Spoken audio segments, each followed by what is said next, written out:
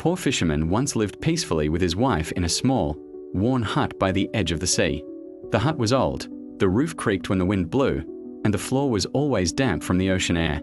Yet, despite its simplicity, the fisherman was content. Every morning, before the sun fully rose, he walked to the shore with his fishing net resting on his shoulder.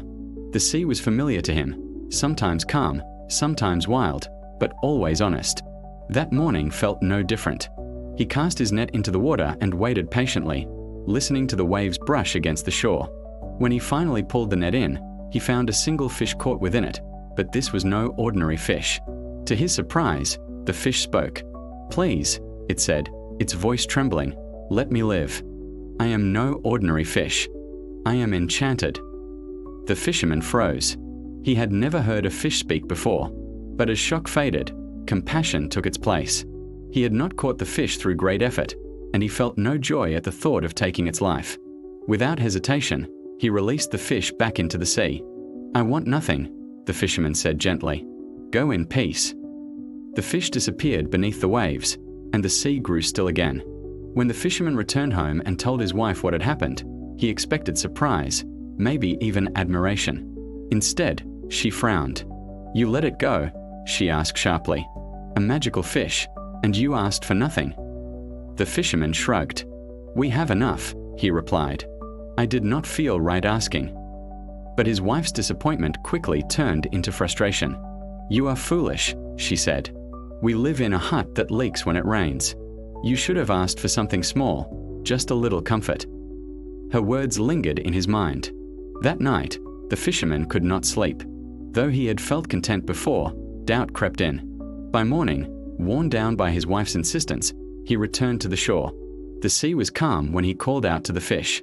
The fish appeared once more, listening patiently as the fisherman asked for a small cottage instead of the hut. The wish was granted instantly. When the fisherman returned home, the hut was gone. In its place stood a neat little cottage, solid walls, dry floors, and a proper roof. His wife was pleased. For a time. But comfort has a way of changing expectations. Soon, the cottage felt too small, too ordinary, too modest. "Others live better than this," the wife said one evening. "If the fish could give us a cottage, surely it could give us a bigger house." Reluctantly, the fisherman returned to the sea. This time, the water was slightly restless, the waves darker than before. He asked for a larger house. Again, the wish was granted. The house became a grand home, filled with fine furniture and wide rooms. The fisherman felt uneasy, but his wife smiled with satisfaction. Yet satisfaction did not last. Soon, she wanted a palace. Then she wanted authority. Then she wanted to rule. Each time, the fisherman returned to the sea. And each time, the sea grew angrier. The sky darkened. The wind howled. The waves crashed violently against the shore. The fisherman's voice trembled as he spoke to the fish, ashamed of the endless requests. Still, the fish granted every wish, until the wife made her final demand.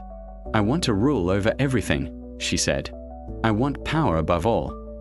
Terrified, the fisherman returned to the sea, now roaring and black. When he spoke, the fish did not rise calmly as before. It listened in silence. Then the sea fell still. The fisherman returned home. The palace was gone. The power was gone. The riches were gone. In their place stood the same small, broken hut by the sea. Nothing gained. Everything lost. And the fisherman and his wife were left with only the lesson they had ignored for too long. When gratitude disappears, nothing is ever enough.